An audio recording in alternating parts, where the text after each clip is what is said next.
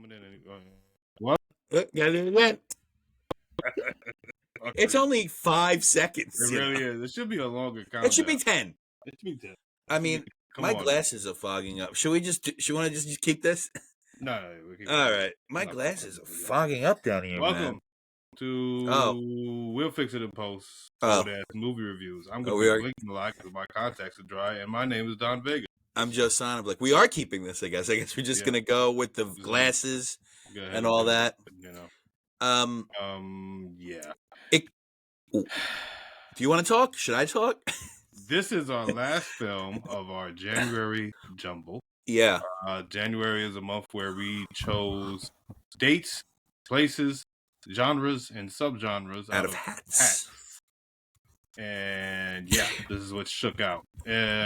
Our first film of January Jumble was Bicycle Thieves. Yeah. Well, it was the Golden Cord. Well, it was supposed to have been the Golden Cord, which was a Brazilian film from the 70s. Yeah, Capoeira, yeah. Yeah, but there was a bad version on YouTube. So I watched it. It didn't work out. I would have much rather watched that again. Oh my God. Than what we just watched. So anyway, whoa. Bicycle Thieves was our first film. Our second film was Weekend by Jean-Luc Godard. Famously known for loving the Jews. Yes. Whoa, that was eye-opening. Very, very hateful of the Jewish people in that film there. Don't meet your heroes, man. Yeah. Wild. The hate-filled films. I might just have to do this without glasses. My glasses are fogging up down here. It's so warm down here today. Good Lord. It's gross. Yeah. Our third film was Fresa y Chocolate. Yeah. That is a film by, I don't remember the guy's name. Wait a minute. Hold on. He's got it down there. So I do. Was a Cuban Tomas film. Gutierrez Ale. Yeah, it was a Cuban film. And that one was the last Cuban film to be nominated for an Oscar back in We think. Maybe we think. We're pretty sure. Was 1967, by the way. Right? Yes. And Bicycle Thieves was 48. Bicycle Thieves was 48, right? Yeah. And Fresas y Chocolate, Strawberry and Chocolate, was 1993. Very good. Today, we are going to very quickly review this fucking Australian film. Because what we did was we did another January Jumble last show so that we could figure out what our fourth movie was going to be for the to wrap up this month, and wrap it up. Did we? Yeah. With 1969. We wrapped it up. Lambskin, spermicide, everything. It's over. 1969's Color Me Dead. It's an Australian film. Yeah. Not Australian led, as it turns out. Who's Australian in this movie? There was a few accents. But it was also like these Australians were trying to hide their accent at certain points, and then they were like switch back to being Australian. These were highfalutin Australians. Clearly, they were trying to hide their accent. I don't know. There are some highfalutin Australians in Australia that don't hide their accents. Let me tell you. Yeah, bro. This is strange. It was. You want to do 19? It was a film. Yeah, it was a film. We watched it with our eyes. We definitely looked at it and observed it Funny enough, I couldn't look away. Yeah, it was one of those so bad that I have to keep looking type of thing. It was like a fire. It was like a it was like a fire in a slum building. Like, what floor is gonna go first? What's going? It was something. It was something. Let's do. But it's not one of the worst movies ever made, which is still amazing. Well, it's not. That's not a. It's just high bar. Not one of the worst movies ever made. It was pretty fucking bad, dude. Don, the worst movies ever made. Like, when you're watching a worst movie ever made, this is not even in the conversation. It's very bad. It's very bad. But it's definitely not very bad though. Very bad. Yes, it was. Right. So before we jump into historical events of '69 and the films of '69. Let's bring up the topic you just brought up, which was some Oscar stuff. Let's tap into that for a couple minutes. Yes. The rest of it, we're gonna breeze the fuck through. Yeah, I think this is gonna be the record for the shortest episode. Yeah, we do. It has to be. That's not a short. This is not worth. Yeah, no, this was tough. At length. Yeah, I was thinking, what if Don likes this? The first thing I thought was like, what if Don likes this in a campy, cheesy way? But there is no way you could sit through this. Okay, we're gonna get into it more. Yeah. But the only way this could have improved is there was more kung fu. There was only kung fu in the last 5 minutes. If it needed more kung fu. Yeah, it was just like yeah. Okay, we'll get to save the film. It made it campy and made it like, all right, I could tolerate this. We'll get to that. We'll get to that. Okay, so the Oscars. I'm not surprised because people are going wild about Greta Gerwig and Margot Robbie not getting nominated. This happens.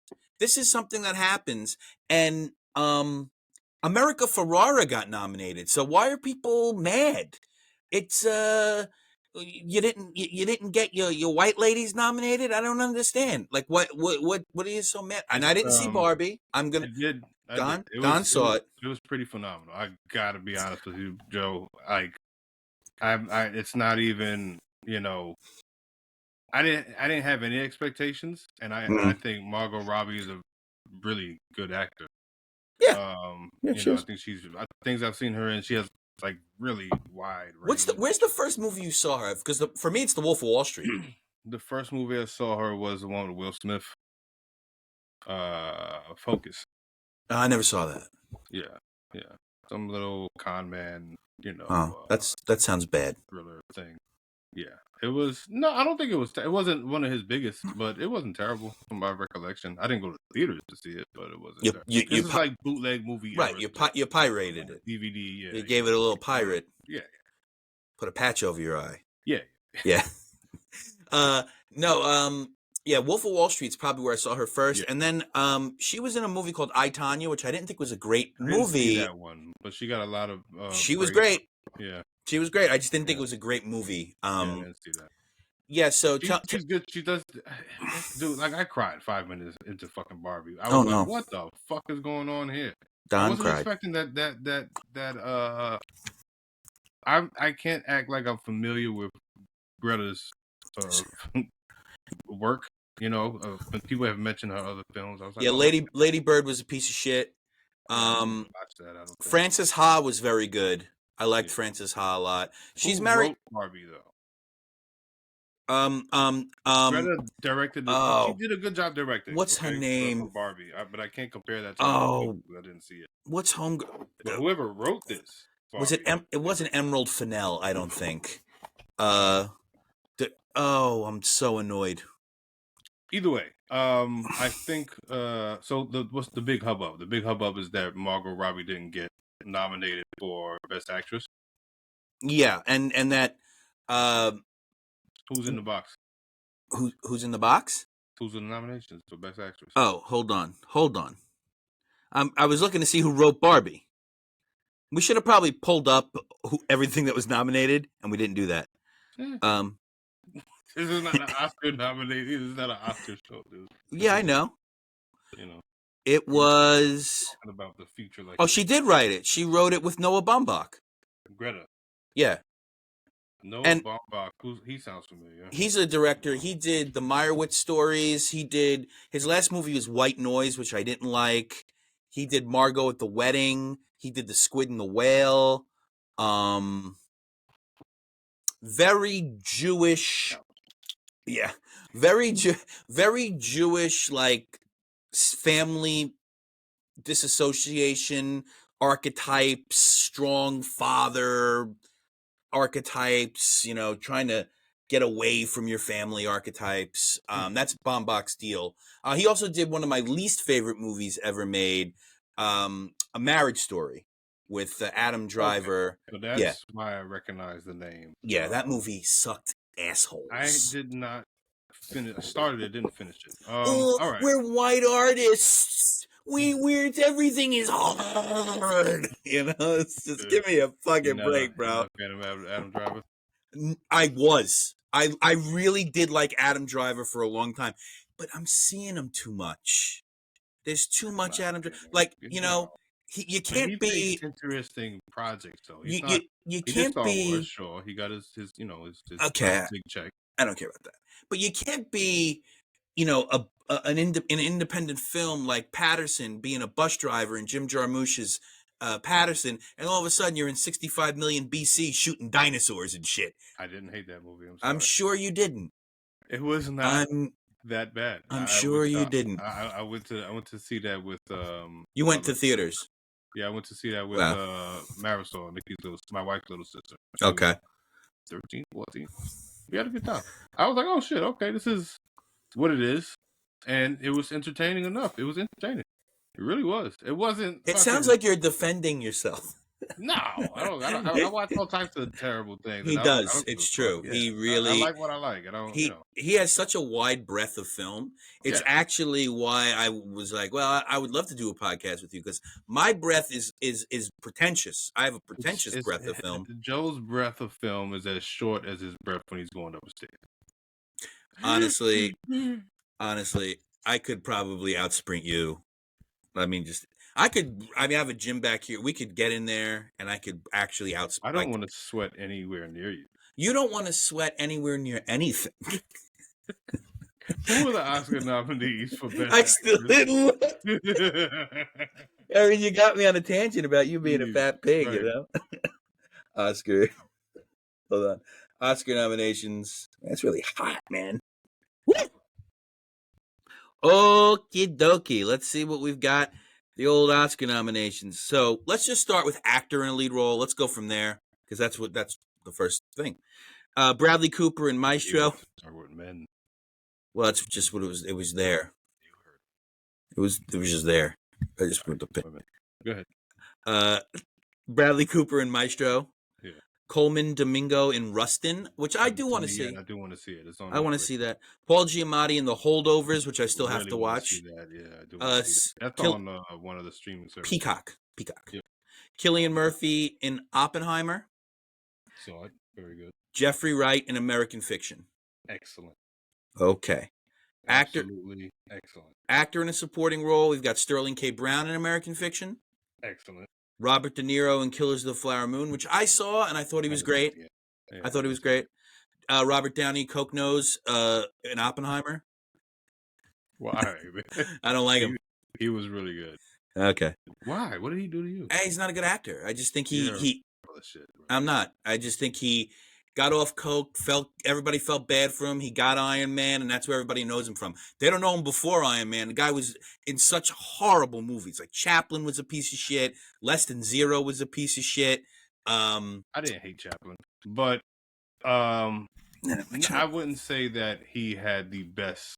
He's a Nas of film choices. Well, he's also a Nepo baby. Meaning he picks bad films to be in. Like Doolittle was fucking awful. I didn't care for Sherlock, any of them. So, okay, I did see both Sherlock Holmes movies because Guy Ritchie directed them, and I was just very disappointed because it's just stupid. It's dumb. And you don't need to do that. Yeah, I couldn't tell you. Yeah, I couldn't. I've enjoyed him in things where I didn't realize he was going to be in it. Nothing where he was the lead, aside from Iron Man and all that stuff, because I'm a Marvel fan. But yeah. Aside from that, I can't recall anything pre-Iron Man was like, well, this, you know? Right. Ryan Gosling for Barbie. Mark Ruffalo for Poor Things. Oh, dog's here. The dog's here. The dog is coming up. Or it's food. It's either the dog or food. She's asserting her dominance. She's beating the shit out of the Dunkin'. Okay. She's beating the shit out of the Dunkin' Donuts dog toy that I got her. Oh, I have that same dog toy. You got the one that has the brown coffee cup with the donut attached at the end of the rope? Yes. Yeah. They love that. That's her second Dunkin'. The other one I got was the white coffee cup. Yeah, I have the white coffee cup too. Chloe destroyed it. I'm gonna get next the bacon, egg, and cheese. Are you gonna try to eat it yourself? You're gonna see if it's good, all right? Actress in a leading role: Annette Bening for Naiad, which is supposed to be good. It's about this woman, Diane Naiad, who swam. I forget if Yeah, it's I've the seen the previews for Florida that. Keys That's or a true story. Based on a yeah, true story, is a woman in her 60s that yeah. did that, or Jodie 70s? She was up Jodie there. Foster is the Yeah, woman. yeah. Um, Is it and Jodie Foster or is it Jodie Foster's the friend? I don't know. I'm pretty sure Jodie. I don't remember, but yeah, I it's thought Jodie it's two Foster. older women. Why would Annette Bening be the lead, even though it says lead? Okay, What the fuck, Joe? I don't know. I don't care. Lily Gladstone, Killers of the Flower Moon. She is probably going to win. She was very good. Sandra Hüller, Anatomy of a Fall, which I have to see. Everybody says that's really good. I do want to see that. That's the one where they don't know if the person was killed or Yeah. committed suicide, right? Yeah. Or just had an accident, some shit like that. Yeah. Yeah. Carrie Mulligan for Maestro, who I normally don't like. She was very good in Maestro. And Emma Stone for Poor Things. All right. I thought she was very good. I think they didn't give her any room to work. I thought the last 30 minutes were enough for me to give her a nomination. Last 30 minutes were good. Yeah. I felt it was lacking. And you saw Poor Things today, Don. I saw Poor Things today. Wow. That shit was something. I saw some previews for it in different theaters or whatever. It didn't really give me any inkling. I knew it was going to be fantastical. I knew it was going to be very gothic, artsy, but I did not know that I was going to be getting what I got today. It was you are all those things. Funny. You are a brooding artistic bitch. Yes, it was. Can't argue today. And it's bitch with a e. Bitch. Bitch. Suck dick from the butt with a Y. It was really good. Yeah. Big Eyes, White Lady did really good. Emma Stone, who I just said her name. Just said it. I literally just said her name. Well, I get her mixed up with somebody else that's similar in facial Caucasianness. What's funny is Don saw it today, and I've seen the trailer, and I do want to see it, and I have no other. I mean, my buddy Alex went to go see it. He didn't like it. And we both, I guessed what the premise of the movie was about, and then I told Don what the premise of the movie was about, and I got it right. I can't even believe how because he said I was very close. Look at me. It's nice. I don't want to. Willem Dafoe did very well. Rami Youssef was kind of just there. That's how I feel about him now. He's just there. His show, Rami, was really good. Never watched it. It was really good. All right. Rami Youssef was pretty much just there. Then we had Ruffalo, who was fucking excellent. Well, Ruffalo should go down as one of the most underrated actors of all time. Excellent, yeah. He's always good. You should see This Much. Carmichael made an appearance. I think it's interesting. I think it's called I Know This Much Is True. It was an HBO show with Mark Ruffalo. It was great. You should listen to me when I'm talking. Sorry, bud. Yeah. There you go. Okay. So for directing, we have Anatomy of a Fall, Justin Triet, Killers of the Flower Moon, Marty Scorsese, Oppenheimer, Nolan, Poor Things, Yorgos Lanthimos, and The Zone of Interest, Jonathan Glazer. I cannot wait to see The Zone of Interest. I haven't seen it yet. Oh my God, I'm so excited to see that. Nolan's gonna win. It's a lock. This is for a director? Yeah, it's a lock. It's pretty much a lock. Yeah, I don't know if it really. I mean, I haven't. Vegas has already said what's going to happen. Yeah, can't argue that. Vegas understands all. Yeah, I haven't seen. I can't argue because I haven't seen the other ones, but I can see how people would feel the way about Greta not being included in that because Barbie was a very interestingly directed. So yeah, I think it would be. It's got to be like 6. Okay. How many nominations is it? Like 5? 6. No, it's 5. Yeah, she would be. She's got to be the 6th seed that just barely missed it. I can't compare it to the other ones. I haven't seen the other one. Yeah. Okay. Very good. Anyway, So Don, yeah. So we'll have an Oscars prediction, maybe a little episode. We'll have a prediction one of these. When does that come out? The Oscars anyway. Middle March. I think it's March 14th, something like that. We can do that. So, much of the hubbub, like you were saying earlier about Margot and Greta not being, nominated, but what is also quite interesting is that people have seemed to have forgotten that there is the first Native American woman to be nominated. Not the first Native American, but the first. What was it? Huh? Because the first one was from that other movie. What other movie? She's the first. Come on. You did it last week. The lady. You said the name last week. Oh, I didn't say her name last week. I think you did. No idea what her name is. All right. But whatever. Regardless. But this woman is the first Native American, etc. Supporting actress, I think, right? Yeah, to be nominated, right? Well, Lily Gladstone. Something like that. Yeah, Lily Gladstone is going to win, and she's a slight underdog at plus 100. Vegas has her at plus 100. But if you know anything about the Oscars, if you know what the Oscars want to do, she is going to win, and I am going to have a wad on her winning.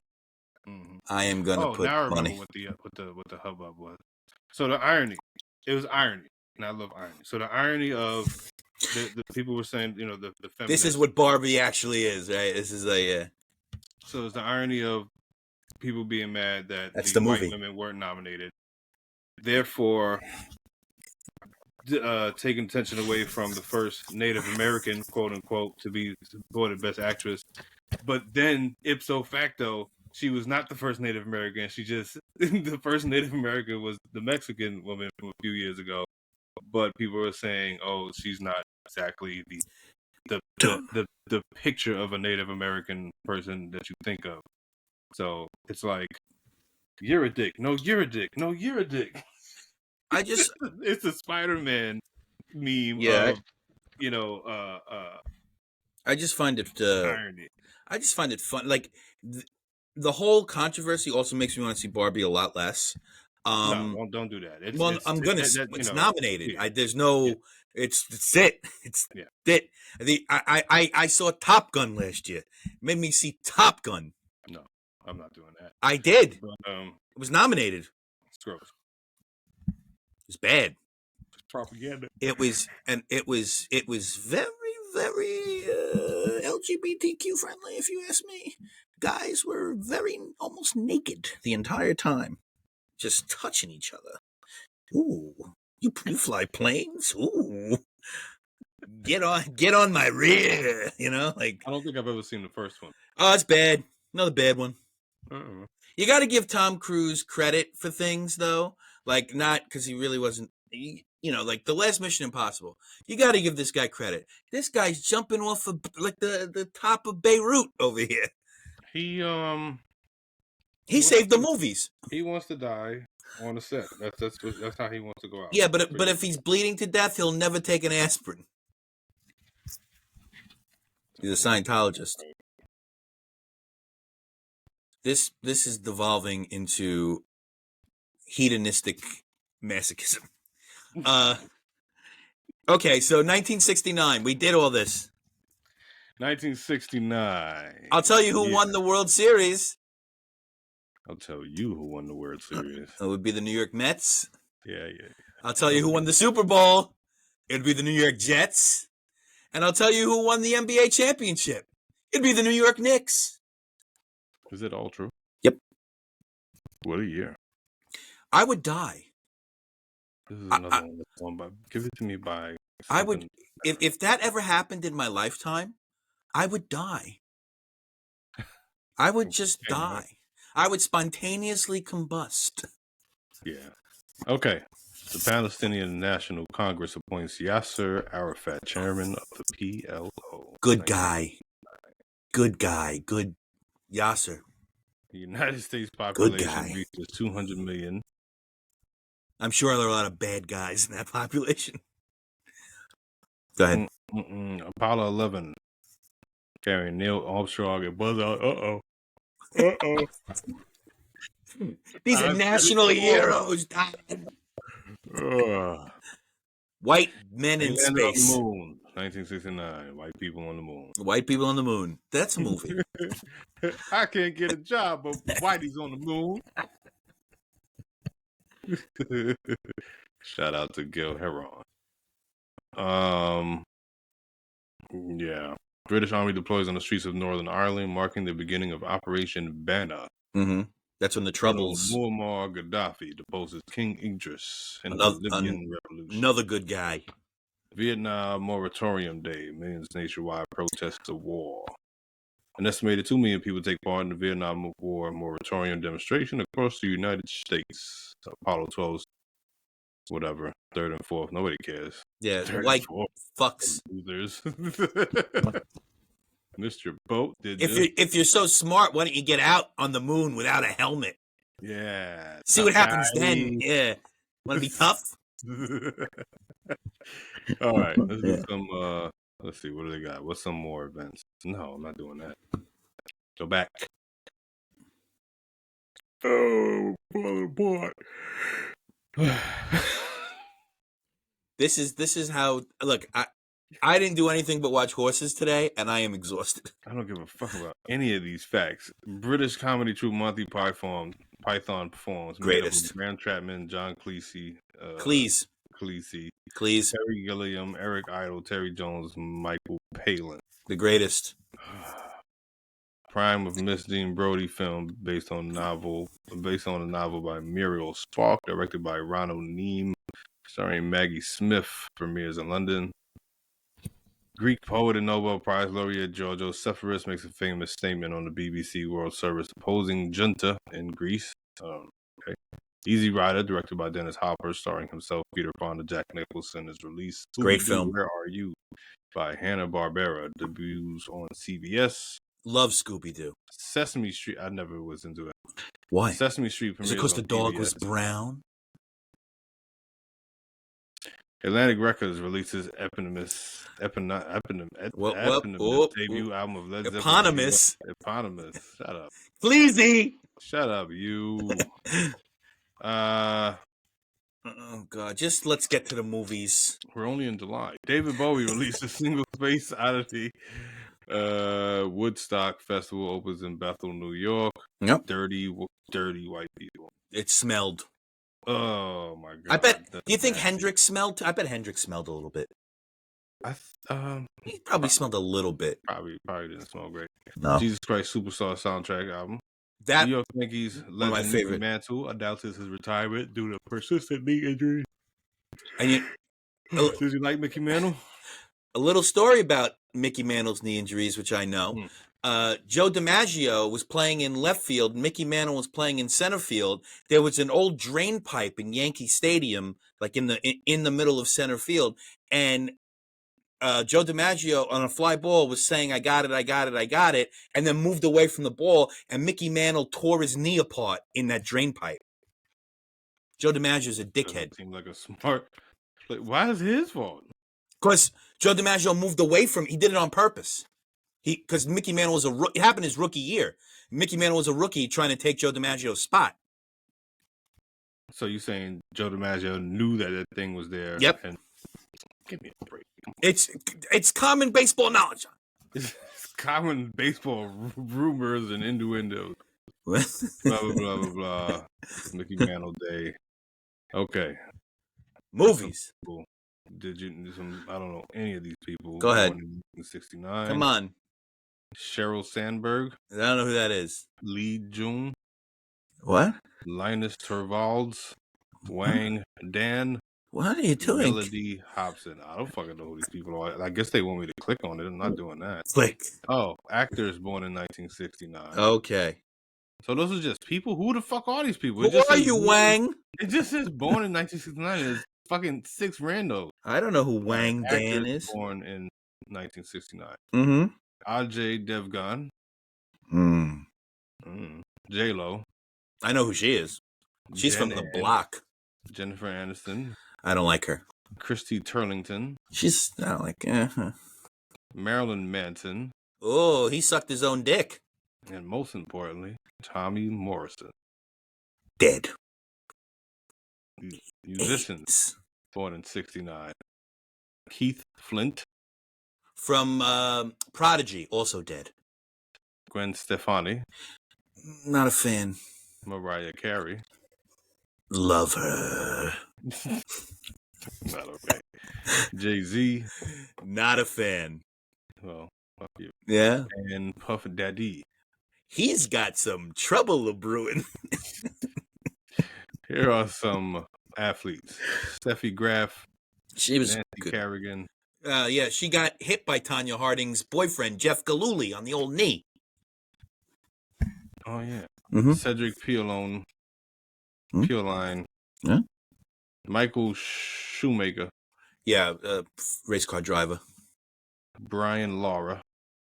Soccer? And Tommy Morrison. He looks... AIDS. People who died in 1969. Eisenhower. Dwight. Franz von Papen. Franz. Miles Dempsey. Miles. Cecil Frank Powell. Rest in power. Ho Chi Minh. Bad guy. Joseph P. Kennedy. Bad guy. Actors who died in 69. Sandra Henney. Sonia Henney. Whatever. Judy Garland. Booze. Sharon Tate. Stab. Boris Karloff.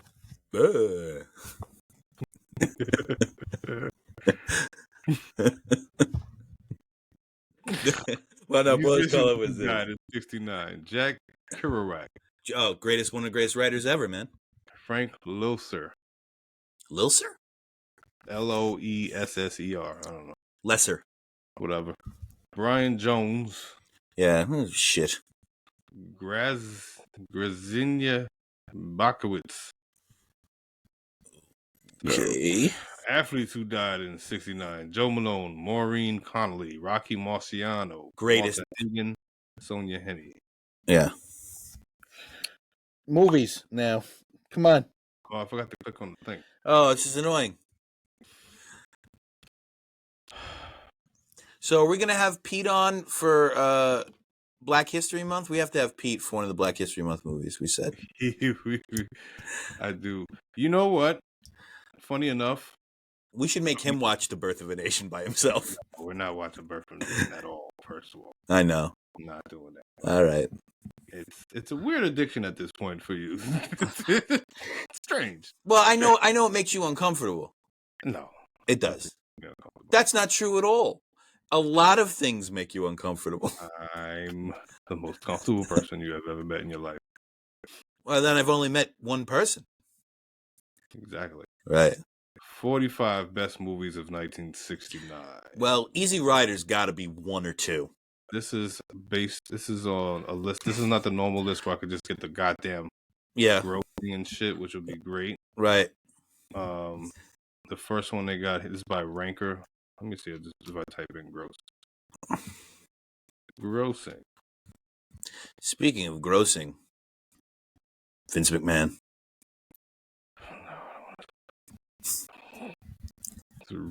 Oh, fine. Got it. Okay. So, 1969. Not a lot of movies for some reason. Okay. Maybe there were, but that's okay. I mean, this list is 27. There's more. There was more than that. I know there was. I've seen more than 27 movies from that. Grossing. Right. This is the top grossing. Okay. This is usually the numbers list that I like to look at, but this is just showing me. Read it off. This movie's not on this list. No. That. We're gonna do the last one. Day Sade. What? Day Sade. Spell it. DE space capital SADE. Day Sade. It's a drama, made $1.2 million. The Sod. Like the Marquis de Sade. Sade.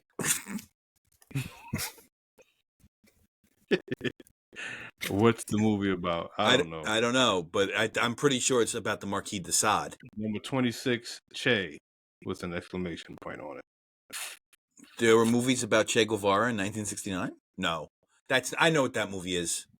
Che Guevara. It is? Omar Sharif played Che Guevara. Adolf Caesar played Juan Almeida. Oh, I have not seen that. Jack Palance played Fidel Castro. Well, Robert Loggia played Faustino Morales. Now, when I think of Fidel Castro, I think of Jack Palance. You know who Jack Palance is, right? You've seen City Slickers, right? Yes. Curly. Oh wow, that's weird. So was this a comedy? No. Doesn't say comedy. It says drama. No, it's a white thing that we did. Marooned, number 25. Once Upon a Time in the West, 24. Great. Oh my God. Number 23. Topaz, 22. Hitchcock. Restaurant. I vaguely remember Topaz. Yeah. Alice's Restaurant, 21. Where the Eagles Dare, 20. Mm-hmm. Sweet Charity, 19. The Undefeated, 18. Mm-hmm. They shoot horses, don't they? Great movie. The Stewardesses, 16. The Sterile Cuckoo, 15. Yeah. Z, 14. Winning, 13. I Am Curious, parentheses, yellow, 12. On Her Majesty's Secret Service. Yeah, James Bond shit. 11. Goodbye Columbus, 10. Cactus Flower, 9. True Grit, 8. Yeah, it's good. Paint Your Wagon, 7. It's good. Bob and Carol and Ted and Alice. Very good. Hello Dolly, 5. Easy Rider, 4. Okay. Midnight Cowboy. Oh, one of the greatest. 3. The Love Bug, number 2. And number 1 for 1969. Can you take a guess? 1969, number 1. Well, I can't believe Easy Rider and whatever you said there, Midnight Cowboy is so far back. 1969. To Sir with Love was 68, I think. So it's not that. In the Heat of the Night? No. 1969. The Trip with Dennis Hopper was 68.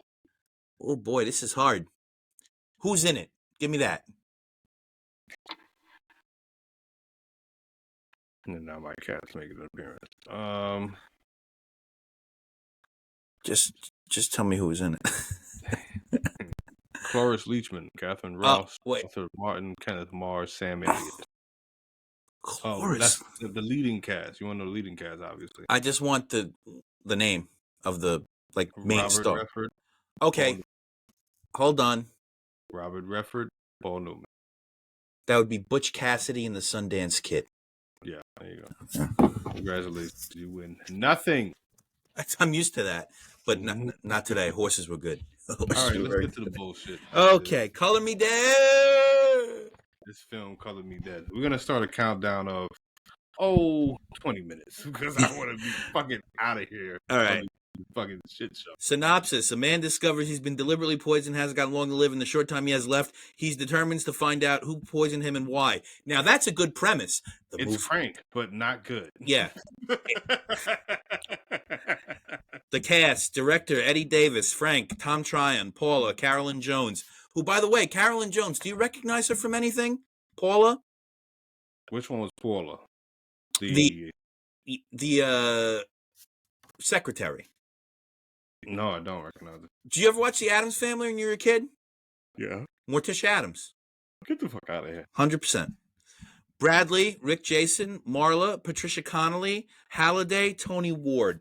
Trivia is sparse for this, as it should be, because there should be no trivia on this movie. This is the last movie starring Tom. Question number 1. Why'd you watch this? Yeah. This is the last movie starring Tom Tryon. He became a very famous author after this. I've never read any of his books, but he became a very famous, fictional author after this. You know, the funny thing is, as bad as this was, I don't blame him. He tried. I think he did his... And homie who played the guy that kills everybody, he was great. But he was also... It was pretty obvious it was him from, okay, that's fine, but the way he delivered some of his lines, I was like, if this was a better movie, if this was a well-written movie, you'd be really, really good, because you could see there's some talent with that guy. But beside the point, both the film's male and female lead would soon try their hand at writing novels. Tom Tryon wrote The Dark Secret of Harvest Home, and Carolyn Jones' sole literary foray, the show business Roman a Clef, Twice Upon a Time, would prove a non-event. Okay, now the film. Open up. What? Want to call it that? But Yeah.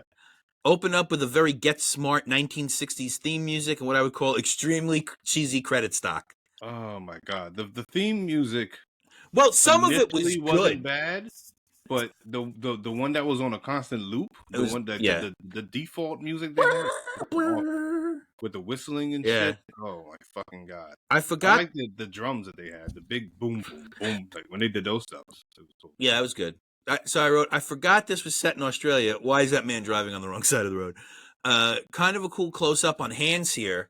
Homie cracking a safe, and then he cracked that safe pretty quick. I didn't even hear a click. I heard nothing crack. It was a nice pinky ring. Yeah, it was.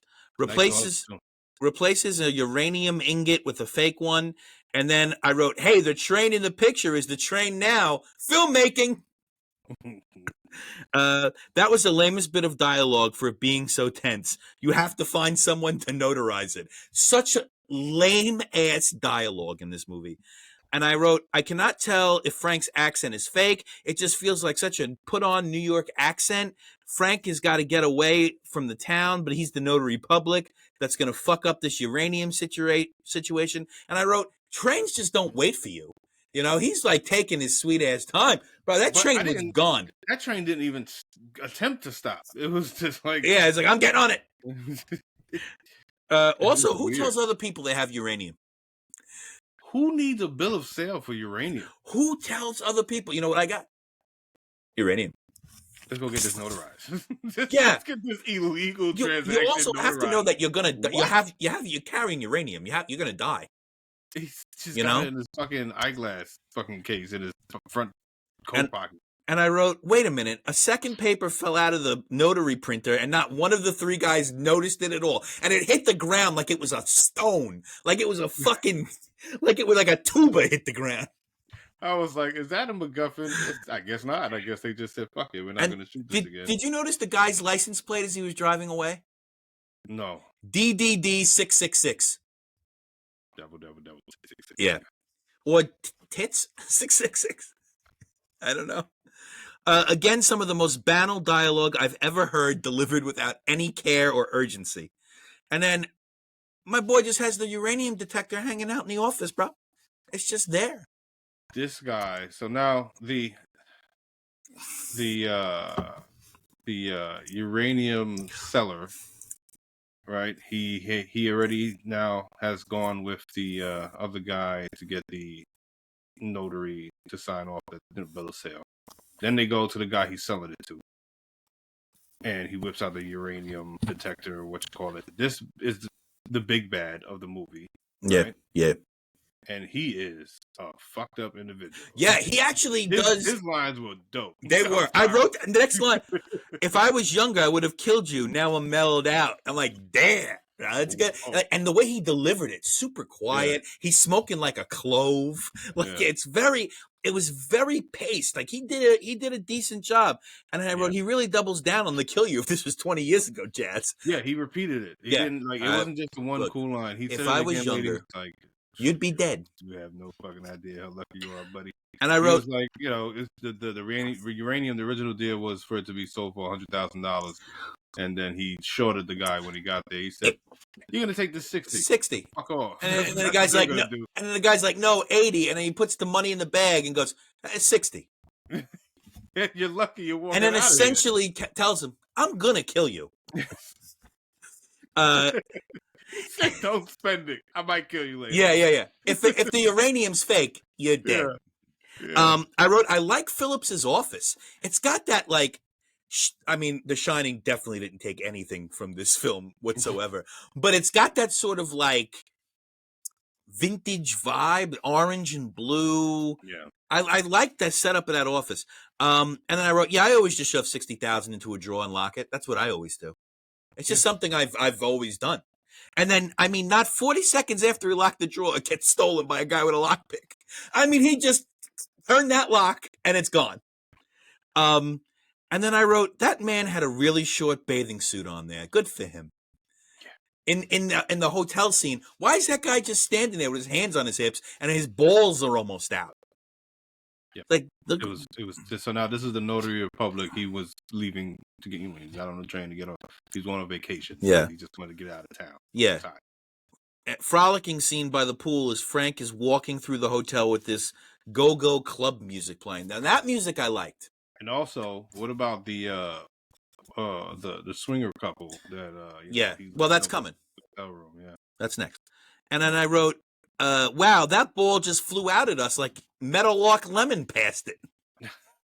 Holy shit. You see, I didn't know this was a 3D picture. Really? Yeah. And I wrote also, who the fuck just keeps their window open while being shirtless? Who just, here it is. I guess we're all just, this is it. This is the type of hotel I've chosen. Pesky Ball just rolled under the bed. And how did that bitch get in here? What is going on? Well, the windows were open. Right. She just flew through the window like the ball.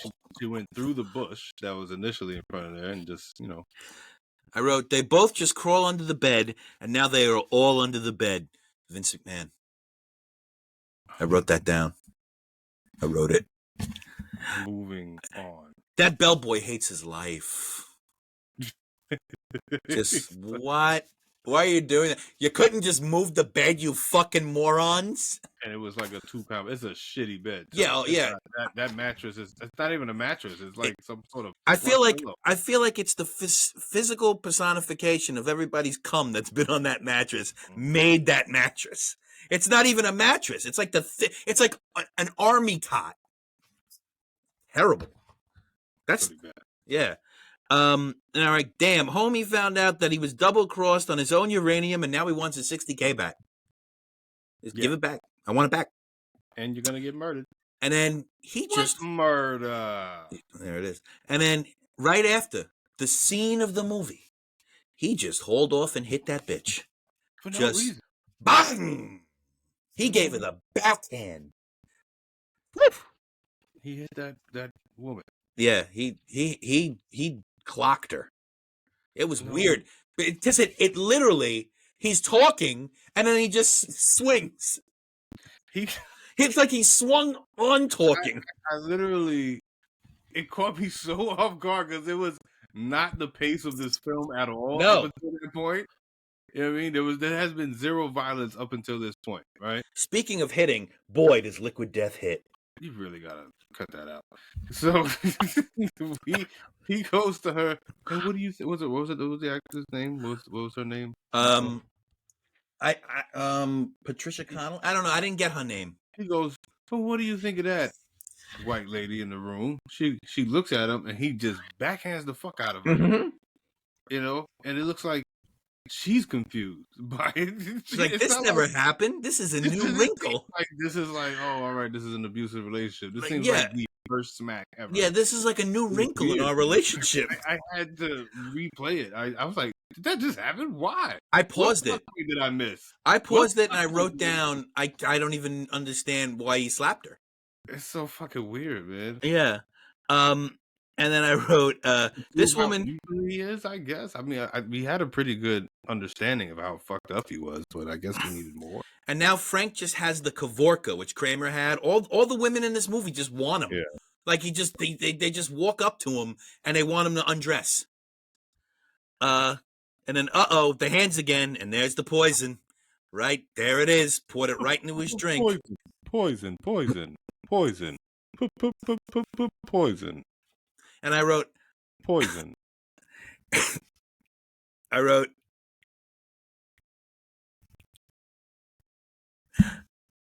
ha poison. I wrote, that's the poison getting to him. That's funny. It just looks like he has to take a shit. That's how I look when I gotta take a shit, man. The fact that he he was all fucked up. The waiter guy brings him his apple juice and he's like, puts it on the table and he says, "I get this shit the fuck out of here." The director, I wonder if the director was just like, "Oh, touch yourself, touch your stomach, yeah, that's it, touch it, yeah." Like this. It was weird. Go. But the guy leaves and he goes, in a full suit in Australia, which it's hot. It's like, all right. It's clearly the summer there. so it's hot. Yeah. And he goes, walks to the strip mall and sees a medical center at the corner of the strip mall. He walks in there, and there's a doctor, quote unquote, also in a full suit. Everybody's in a suit. Nothing. Yeah. But before he gets to the strip mall, the people on the street have no idea a movie's being made. And it's clear. This is obviously they have no clue. And also there are a lot of shadows. No permits for this film. No. Yeah, and I wrote no one has any idea they're making a movie. And I wrote, wow, those tests came back real fast in that doctor's office. He said, you're dead. They opened the doctor's office scene in the dark with him looking at an X-ray. He's like, all right, you got clear lungs, clear this, clear that. Whoa, 1 second. You're dead. Whoa. He goes, let me go check on this. And then let me go get the other doctor who's the serious doctor. Check on the doohickey in the back. I'll be back. He comes back with some other rando guy. Dr. Schaefer. And what about the fucking nurse that was acting all sketchy when she came in there during the middle? She wanted to fuck him too. I don't know if I would read into that. Was that the way you read that? That's all of it. It's every woman in this movie just wants to sleep with this guy. She couldn't control herself. That's why maybe there was a shot of her, like it was an upshot from her legs to her. That's showing that she can't control herself. It's bad. You're right. Luminous toxic matter. Ooh. Yeah, it glows in the dark. That's how you know it's bad. Yeah. So does Silly Putty. And the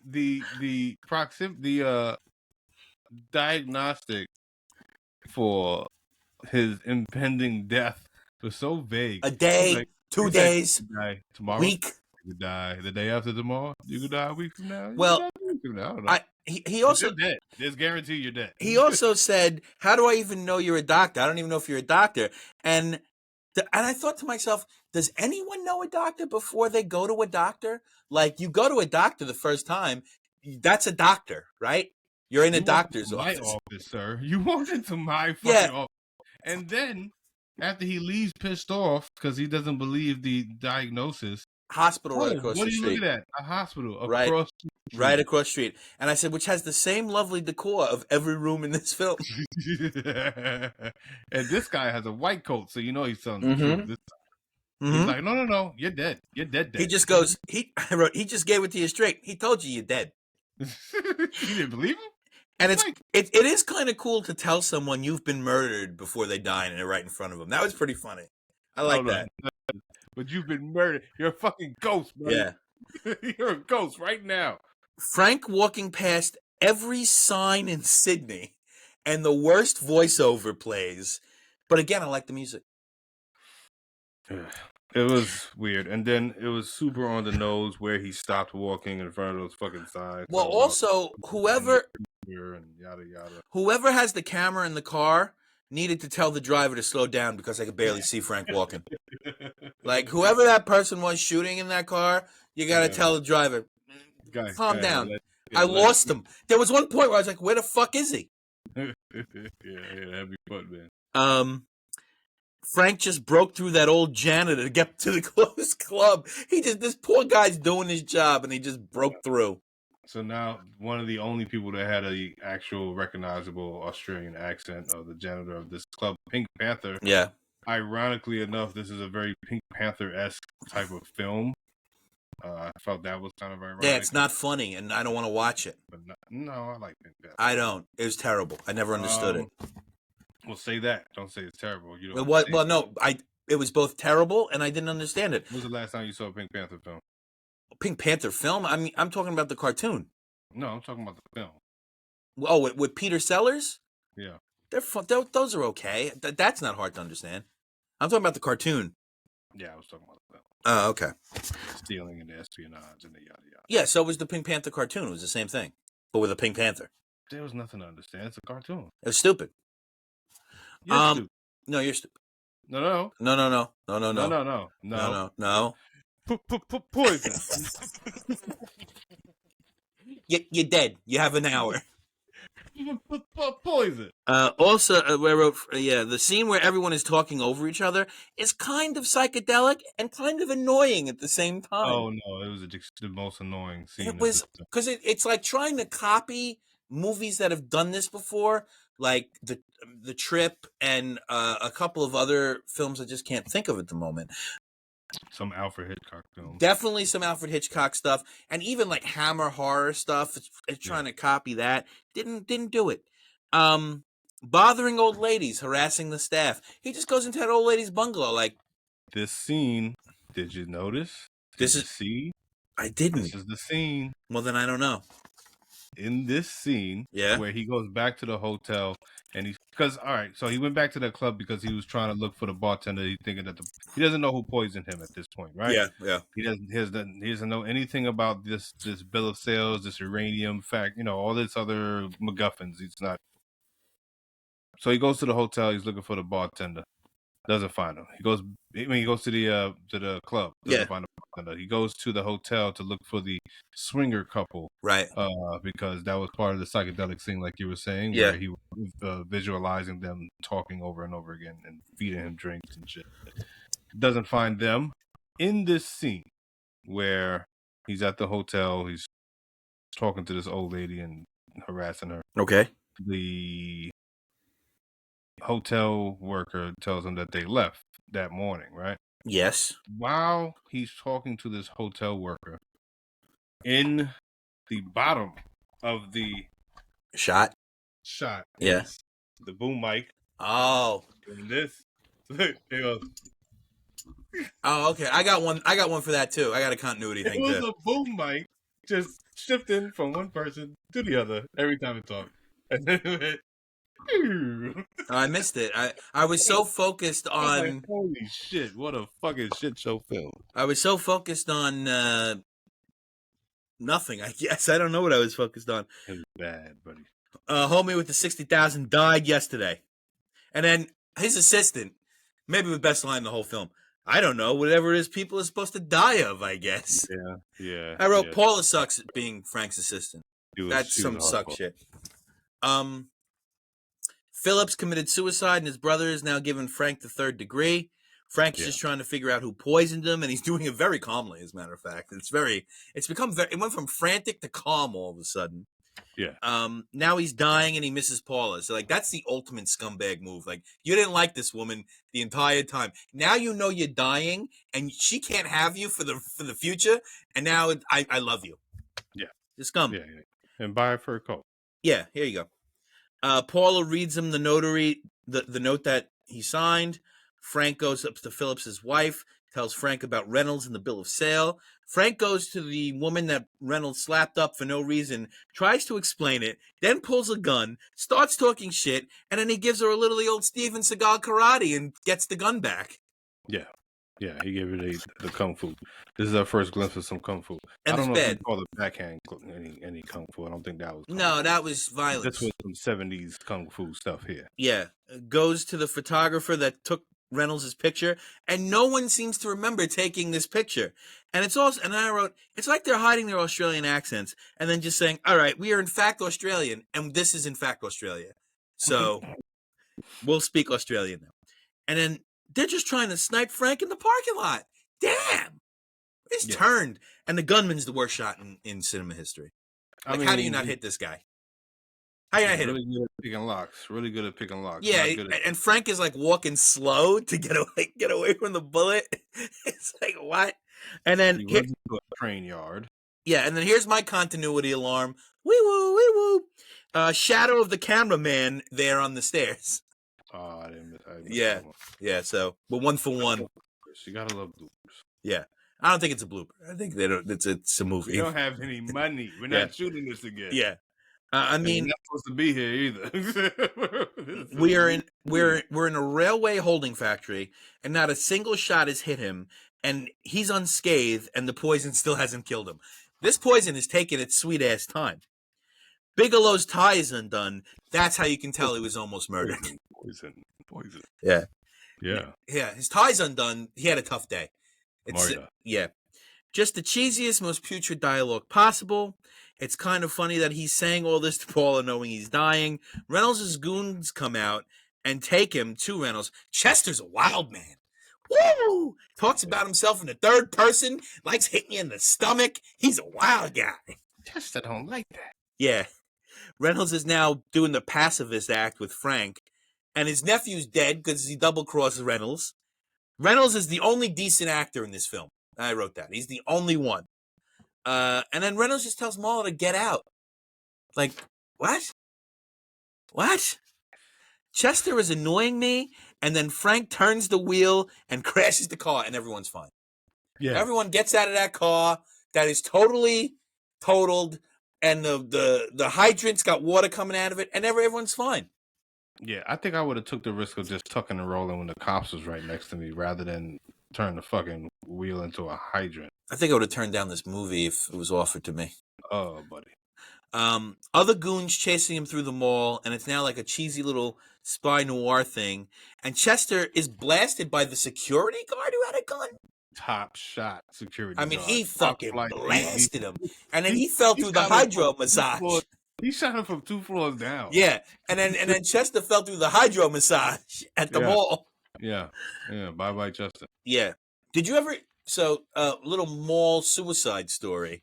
Did you ever hear at Queens Center, there was a woman who tried to commit suicide from like the top of the third floor of the mall, like standing and jumping, and she landed on one of the aqua massage machines, didn't die, but killed the person that was getting an aqua massage. Could you imagine your last thing on earth is getting an aqua massage? That's terrible. Yeah, that's always stood with me. And every time I'm in that mall, I'm like, damn, aqua massage. I don't like that mall. I knew it gave me bad vibes. That's gotta be why. That's the old part of the mall. The new part of the mall is okay. I can deal with that. Frank really hates that Paula might be frightened. He really doesn't want her to be scared. And he says it in like the most frank way, like, look, there's no need. There's no need to be scared. I'm the one that's dying. And then even dying of poison guts, he notices Paula's new outfit. He's got it. And I wrote, that was some epic-ass music. Yeah. Almost gave me hope that this was over. But here we are. Halliday. It was Halliday all along. No. Wow. Poison homegirl. She's laying in bed, and her dying scene is so awful. Her lines was hard, though. I like their ending line of that scene. She said, I'll call an ambulance for you. She said, why? Why? Don't so you want to live? Why?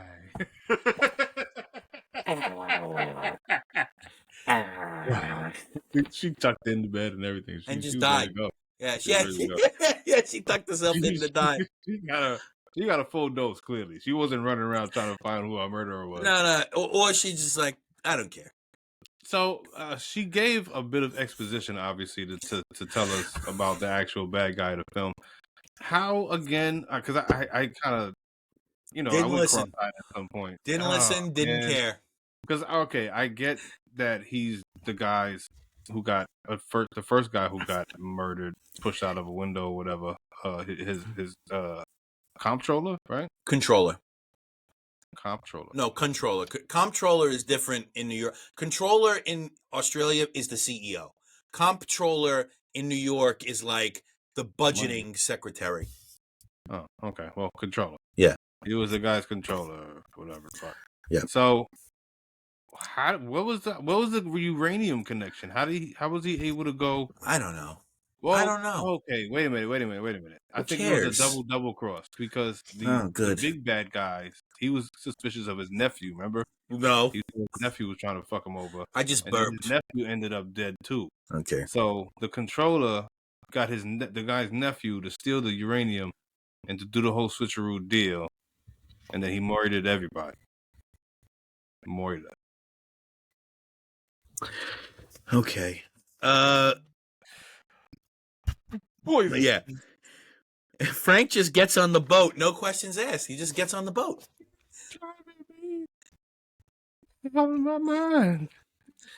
Film was so bad. And then, yeah, how did he get on that? He just got on the boat. He just walked on the fucking ramp. They showed him for like 30 seconds looking. I'm gonna get on this boat. I'm gonna get on this boat. Oh, right there. And oh, the on ramp. And now I wrote the old coat throw, and we have another chance with some wild boy music playing.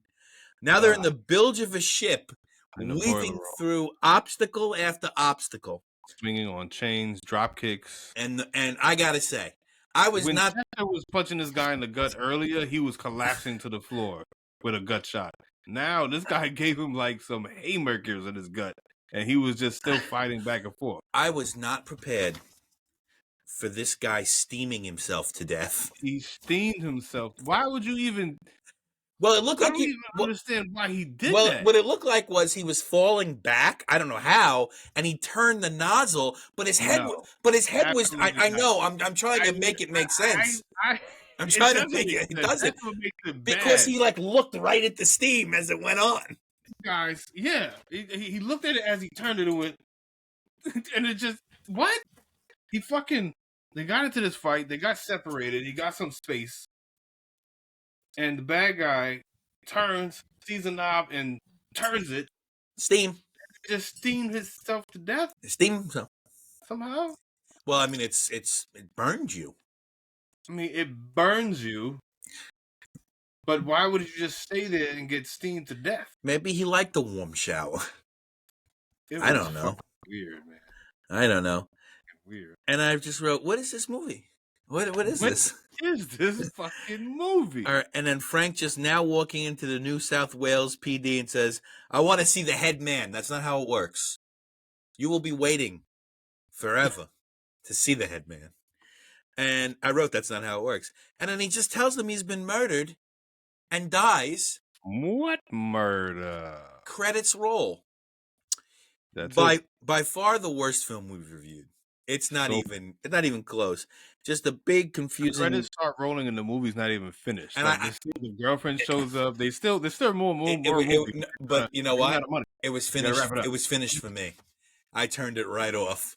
I gave this a big fat 0. I hated this fucking movie. Okay, you can't give it a 0. I'll give it a 1.5. Okay. I wrote just a big confusing mess of a movie. No real point, honestly. Soundtrack was good some of the time. 1.6 out of 5 is what I gave it. Garbage. Real. I did a recap. Real hot foot. Yeah, the plot is not bad. It's an interesting plot because, like I said, we've seen it after, obviously, with Crank, right? Yeah. But I would keep it less actiony and keep it more drama. You know what I would do? Make it a comedy. I'm gonna make it a comedy. I'm gonna give it the Pineapple Express treatment. Jews. Yeah. Jewed up. So this is gonna be led by the main character is gonna be Seth Rogen. Okay. You know, in a suit and stuff like that, and whatever. He's a notary. We can keep the same plot. Doesn't really matter because it's a very odd thing that the notary of public is the fucking main character. It's like super fucking weird. Seth Rogen for the main guy. I'll do for the big bad Eugene Levy or Levi. Levy. Right? Levy. And for the for Chester, I'm gonna do who's a creepy small guy. Peter Dinklage. No, I'll keep it in the same Pineapple Express realm. I'll do what's the heavyset guy from the baseball show and from the Danny McBride. Danny McBride. I'll keep it. Danny McBride is gonna be the Chester role. And for the hidden bad guy with the pinky ring, we're going to do Ed Helms. I want to see Seth Rogen and Ed Helms get into a boiler room match on a boat. Okay, I'm gonna. That's okay. I can deal with that. I'm gonna make this really bad comedy from the early 2000s. Frank, I'm gonna have be Jim Carrey. The bad guy, I'm going to have pinky ring bad guy. Yeah. Okay. I'm going to have. I'm going to make this real bad. I'm going to have Tim Allen be the bad guy. All right. Yeah. For Paula the secretary,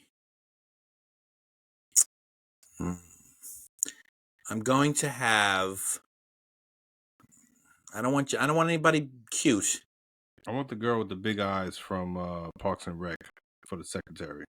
Amy Poehler? No, the big eye. I never watched Parks and Rec. Yeah, she's Puerto Rican. She's very sarcastic, very dry.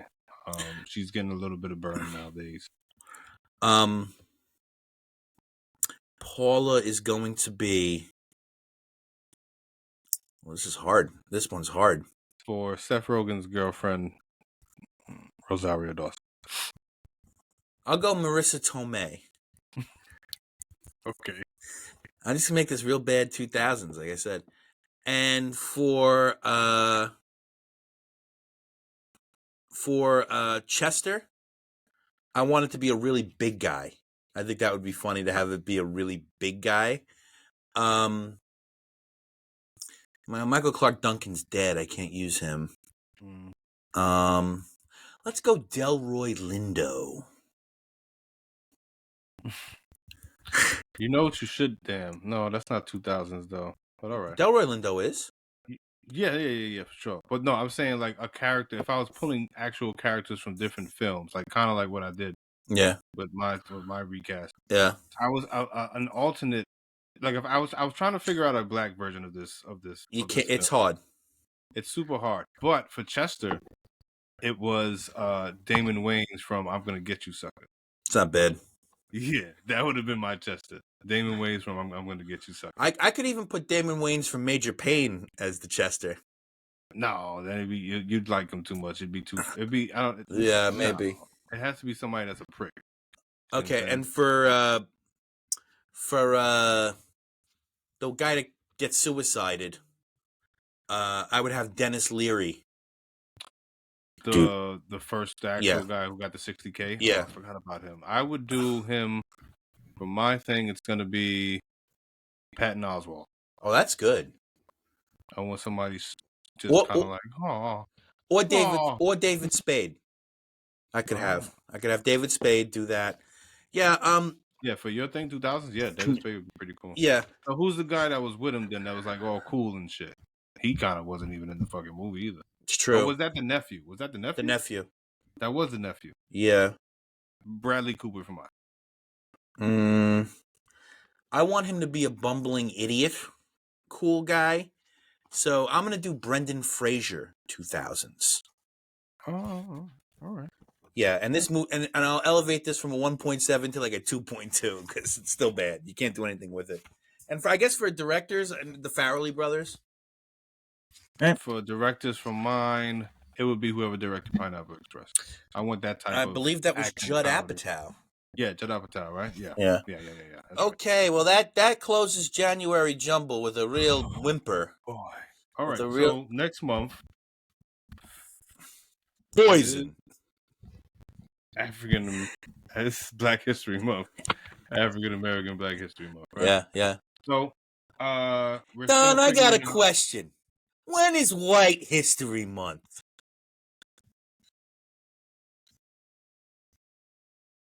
I think we just did it. I think that movie was White History Month. Pretty fucking white. Mm-hmm. The films we did. Yeah.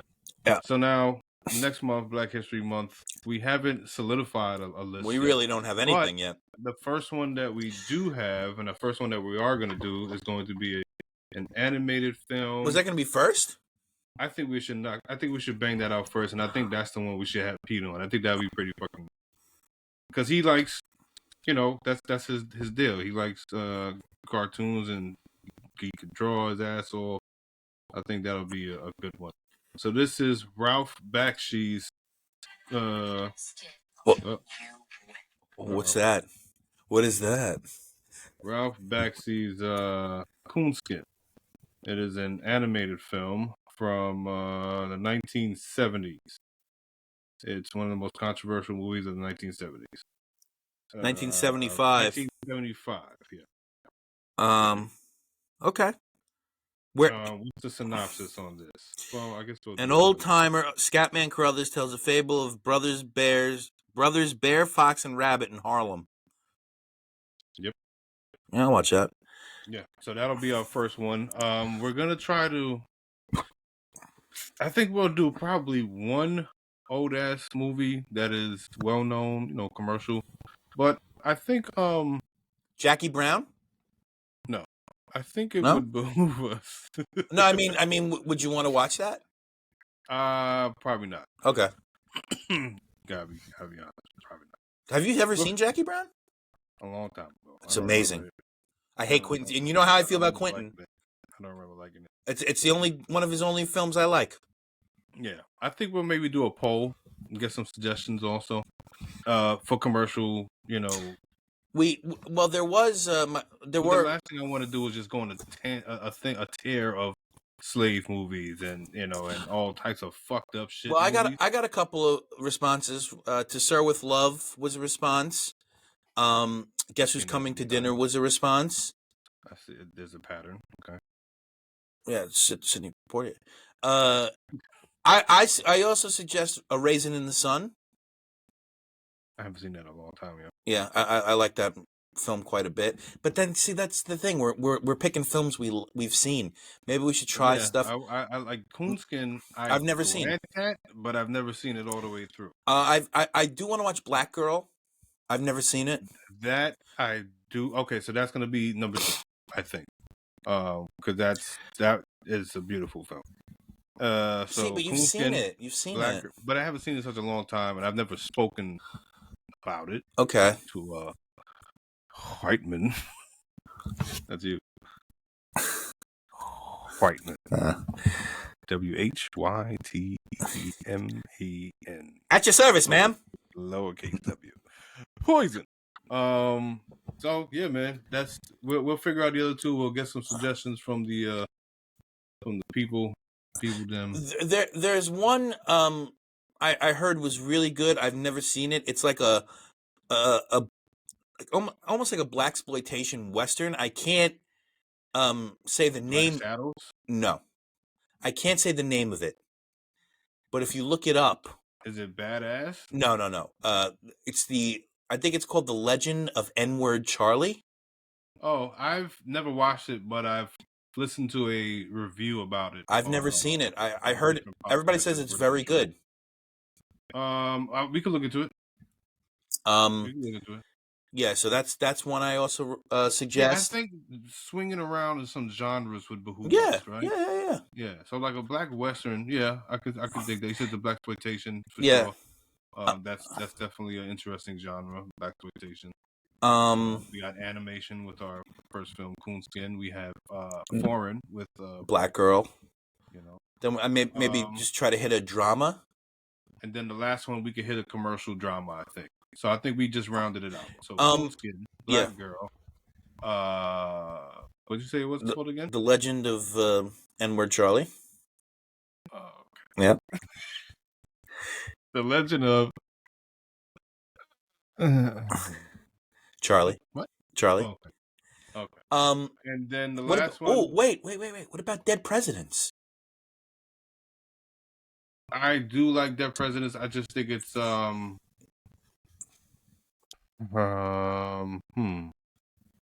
think the 4th one we should give a lot of good thought to. Dead Presidents is not a bad idea.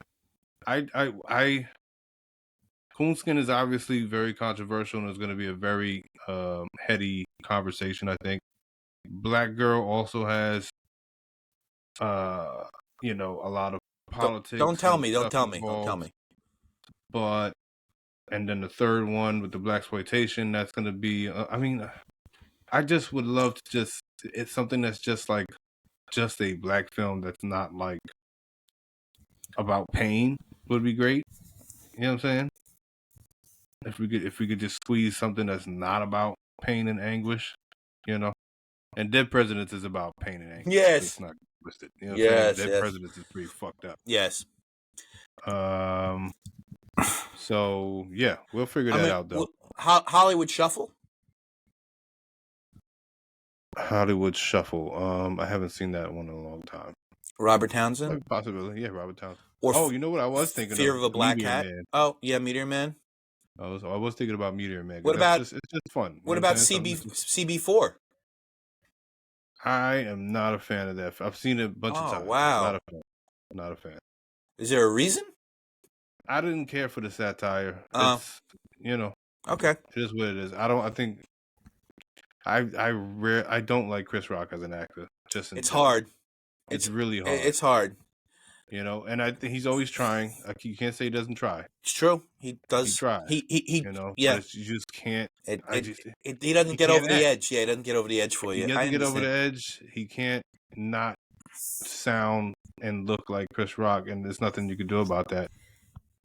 And not meaning like he has to, but there's like when an actor acts, you forget that you're looking at that actor. If they're a very good actor, they get enthralled in the role. You know what I'm saying? It has nothing to do with like. He was very good in the 4th season of Fargo. I give him a lot of credit for that. Some of that. It did seem pretty interesting. All right, we're giving this episode too much length. I think I was trying to break a record. I'm trying to make it girthy. Girth. We might still break the record for the shortest. No, I don't think we. No, I think we missed it. Yeah, we missed it. I think Taxi Driver was under an hour. No, Taxi Driver was long as fuck. Well, there was one we did under an hour for sure. Maybe Maltese Falcon. It might have been Belly. God. Yeah. Oh God. I should have saved that for Black History. No, please. A rewatch. Our first rewatch. Okay. So we're gonna work on our 4th one. We're gonna take some suggestions from the Instagram people and the YouTube comments. Before we go, did you ever see Sweet Sweetback's Badass Song? I've never seen that. Not in its entirety. I think I've started it, but I never finished. That's something we could think about too. I've never seen it. Yeah, we can think about that for sure. All right. So let's wrap this up. That's it. That's it. Color Me Dead. Wrap it. Don't watch it. Don't bother. Yeah, I don't recommend it. This is the first film we don't recommend. Do you realize that? No, just don't. Oh no, I didn't recommend The Maltese Falcon, but I just think that's super overrated. This movie sucks. This movie sucks. There's nothing. It sucks dick from the back. There's nothing about it that makes it worth the hour. BYKE. Bye. Yeah. All right. This has been We'll Fix It in Post. Old ass movie reviews. I'm your host, Don Vega. Joe Sonnenblick. Peace. See you next month.